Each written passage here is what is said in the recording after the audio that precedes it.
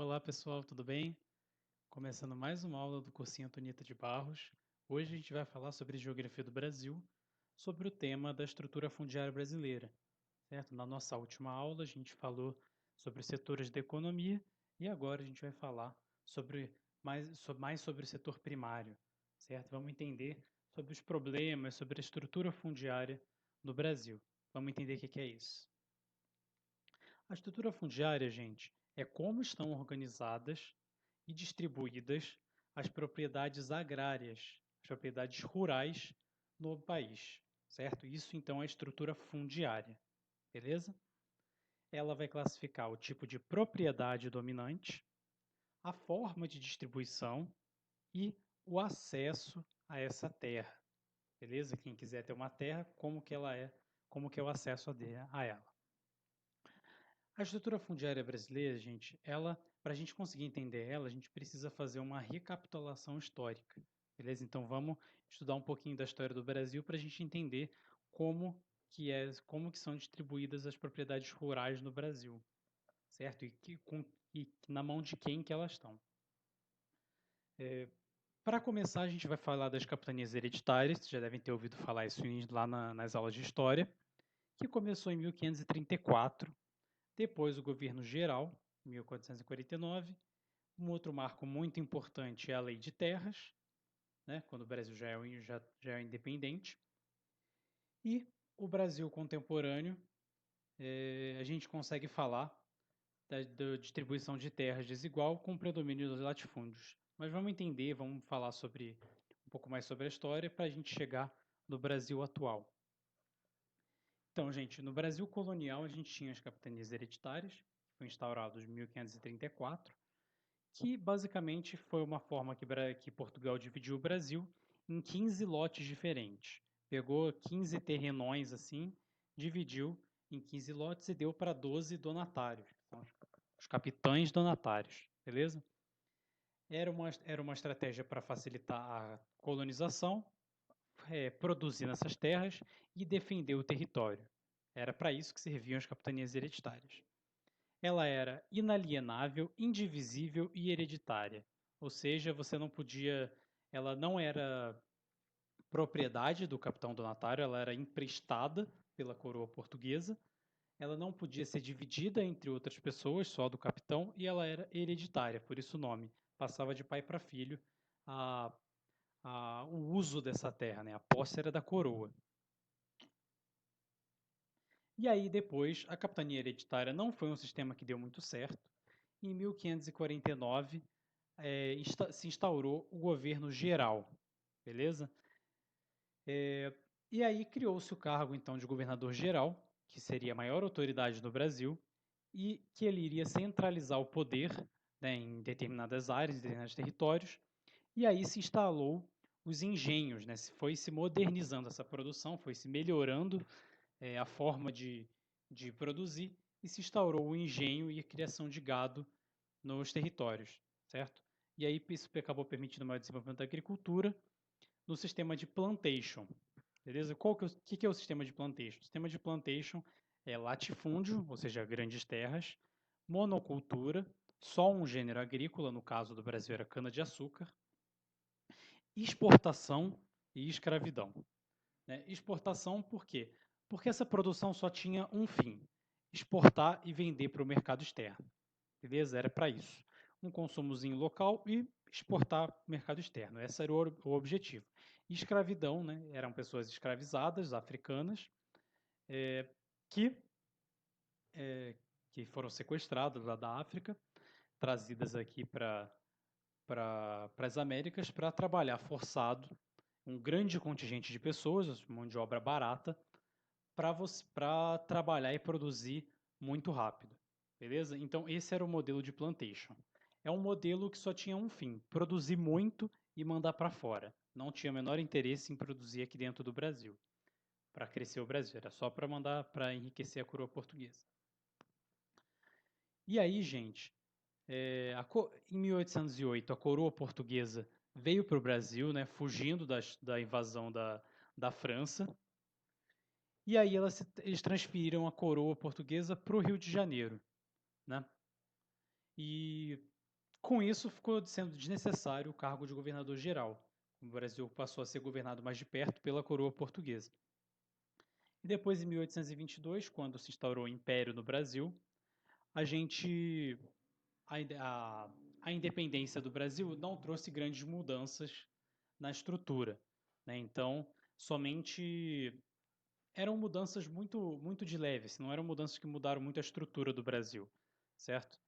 Era com isso a gente permaneceu a economia do jeito que estava, a base do Brasil ficou a mesma, né? A base econômica. Um outro marco muito importante é a Lei de Terras de 1850, beleza? Ela veio para evitar com que os escravos livres e os imigrantes europeus que estavam vindo para substituir grande parte dos escravos que já estavam sendo libertos por pressão externa da Inglaterra, principalmente, que queria que viu que o Brasil tinha um grande potencial para vender seus produtos e ganhar dinheiro, e pessoas escravizadas, né, escravos, não recebiam muito dinheiro. Quando recebiam era de vez em quando eram emprestados, e aí eles não consumiam. Então eles viram a quantidade de gente que podia consumir, então vamos fazer pressão no mundo inteiro para que essas pessoas sejam libertas. Né? Não era interesse com dignidade das pessoas, não era nada do tipo, era simplesmente essas pessoas podiam estar gastando e comprando nossos produtos. E aí houve uma pressão da Inglaterra, sequestrando navios negreiros e tudo mais, para pressionar o, a, a, a, a pressionar a liberdade dos escravos, certo? E aí o Brasil, né, como já tinham escravos livres, que já estavam, alguns conseguiam trabalhar e acumular algum dinheiro, e já tinham vindo imigrantes europeus aqui para o Brasil, eles quiseram criaram uma lei de terras para dificultar que essas pessoas consigam alguma terra para produzir. Ou seja, além dos escravos terem sido, quando eram livres, eles eram basicamente abandonados pro nada, eles ainda não podiam nem sequer ter uma terrinha para conseguir produzir a própria comida, conseguir ter algum sustento para ele e para sua família, né? De criaram uma lei justamente para dificultar que isso acontecesse. Isso ficasse só na mão de pessoas ricas. E aí, com a lei de terras, a única forma de você conseguir ter acesso a alguma terra, né, devoluta, ou seja, uma terra que não tinha dono, teria que ser através da compra diretamente com o Estado, certo? Então, essas terras devolutas, que são terras pertencentes ao Estado e sem utilização no momento, beleza? E aí, então, se criou essa lei de terras justamente para evitar com que somente para fazer com que somente os ricos conseguissem essas terras, certo? E aí é que se criou, então, a elite agrária brasileira, que está até hoje no poder econômico e no poder político do Brasil. A gente vai ver descendentes dessas pessoas desde as capitanias hereditárias, principalmente no Nordeste. A gente vai ver alguns políticos que muitos estão caindo, inclusive, muitos não estão sendo mais votados pelo povo, não estão sendo mais eleitos, que são descendentes de pessoas que eram capitães donatários, né, capitães hereditários. Pra vocês terem noção de como é louco o Brasil, né, até hoje. Tem famosos donos dos estados, a gente vê até hoje essas loucuras. Um outro marco muito importante, gente, para a gente entender a estrutura fundiária brasileira, é a Revolução Verde, em 1940, né, que foi um programa financiado pela família Rockefeller, em Nova York, que é uma família muito rica, bilionária, que basicamente financiaram pesquisas para melhorar sementes, fertilizantes, máquinas com o fim de aumentar a produção de alimentos, né? Para criar sementes resistentes a pragas e o uso de agrotóxicos. E aí rolou a venda em grandes quantidades desses insumos, dessas máquinas e tudo mais para os países em desenvolvimento, como o caso do Brasil, certo? Para aumentar a produção. E aí outros marcos importantes, por fim, para a gente chegar na nossa estrutura atual, é a expansão das fronteiras agrícolas, certo? Tudo isso a gente está fazendo esse embasamento histórico para a gente entender por que o Brasil é assim hoje em dia. Basicamente, no século XX, a gente teve o crescimento da agricultura no Brasil. Como? Com a expansão das fronteiras agrícolas, certo? Durante o século XX no Brasil, teve uma grande expansão para o interior, principalmente para o interior, mais para o centro-oeste do Brasil, certo? Lá para Goiás, Mato Grosso do Sul. Para lá teve uma grande expansão, né? Incentivada também com a construção de Brasília, né? Depois da segunda metade do século.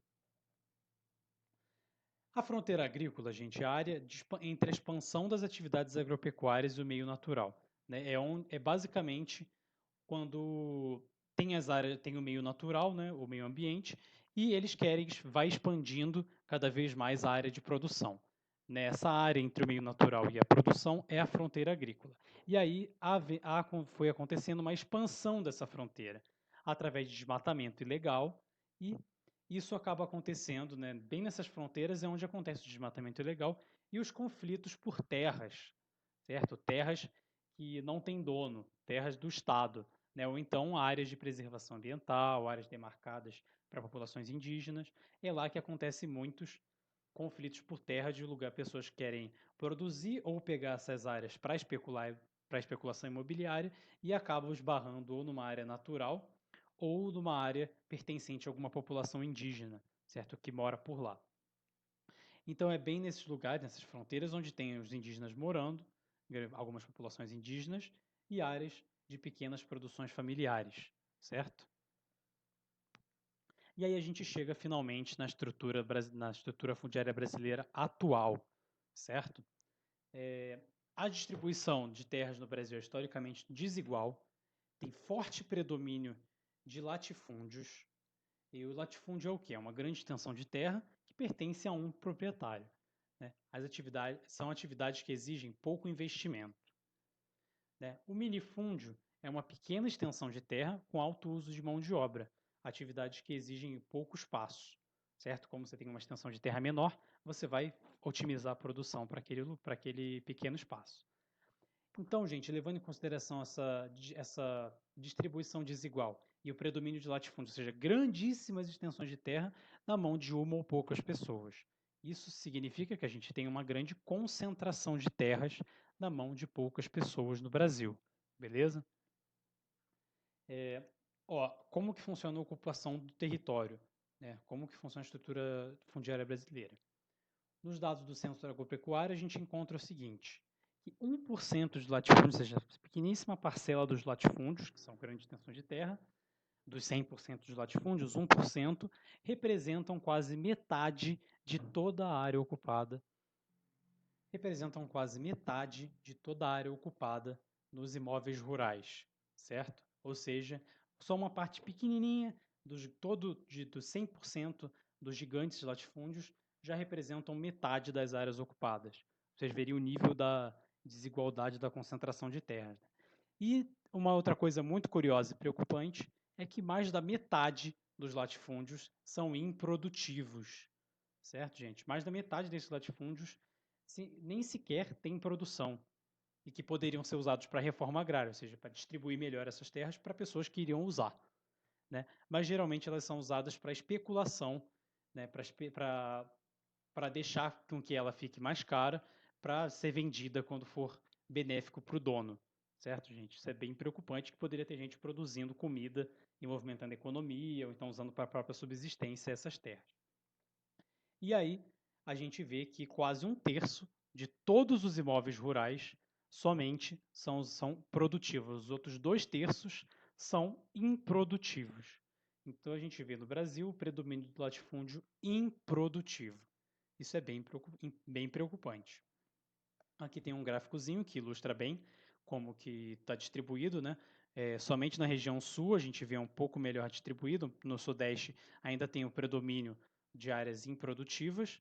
E aqui no centro-oeste a gente vê gigantesco essas áreas não produtivas. No norte a gente tem a floresta amazônica, né? Então explica esse predomínio gigantesco das áreas não produtivas, né? Então, gente, justamente por esses fatores, dessas injustiças, a gente encontra grandes conflitos por conta das terras, né? A gente vai perceber que onde tem a maior concentração de terras improdutivas, onde mais tem terras que não estão sendo utilizadas para alguma coisa, a gente vai ver o maior número de conflitos, né? Então, não tem como não fazer essa associação, uma associação direta. onde tem gente precisando de terra e tem terra não sendo utilizada, vai ter gente lutando para conseguir um lugar para usar, certo? E aí, o que são os conflitos fundiários, né? São disputas por posse de terras, sendo elas, em sua maioria, latifúndios improdutivos e terras indígenas, né? Indígenas protegendo o seu território e pessoas precisando de pedaços de terra para produzir de alguma forma. E aí, gente, ó, as motivações que levam a esses conflitos. Temos os conflitos entre latifundiários e indígenas, né, porque muitas vezes os latifúndios estão perto de áreas de preservação de indígenas e eles querem expandir essas áreas, e aí os indígenas vão se proteger para não deixar que eles roubem as terras deles. Justamente aqui, tentativa de expansão dos latifúndios. E atualmente está tendo muito essa expansão rumo ao norte do país, em direção à Amazônia, né, que não tem como deixar de fazer associação àquelas queimadas que a gente já falou na nossa aula de questão ambiental. Isso é muito causado também porque tem muita demora e muita dificuldade dos órgãos governamentais para demarcar essas terras de preservação e assegurar a terra dos indígenas, certo? E evitar com que haja essas invasões. E também tem muitos conflitos entre povos indígenas e mineradores, madeireiros e os agentes governamentais. E também tem a questão da garimpagem também, que atualmente aumentou bastante. No governo Bolsonaro aumentou 90% o garimpo ilegal. Né?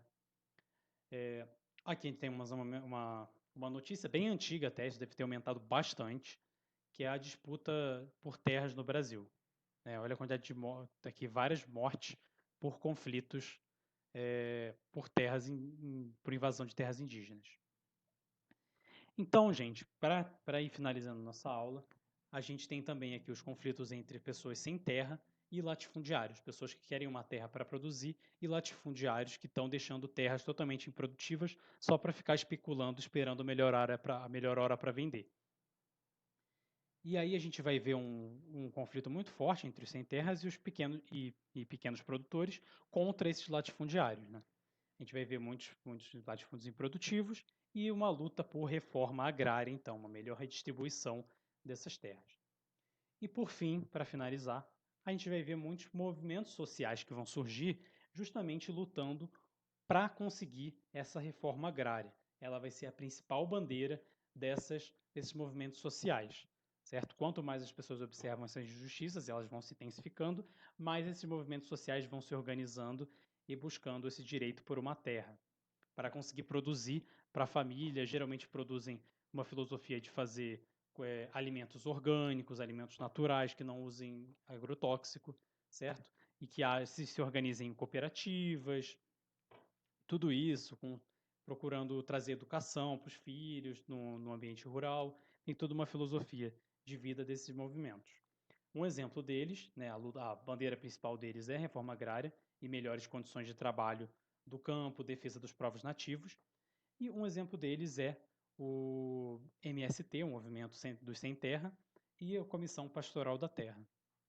Então, certo, gente, esse foi nossa aula sobre a estrutura fundiária brasileira e a gente se vê de novo na semana que vem, beleza? Valeu!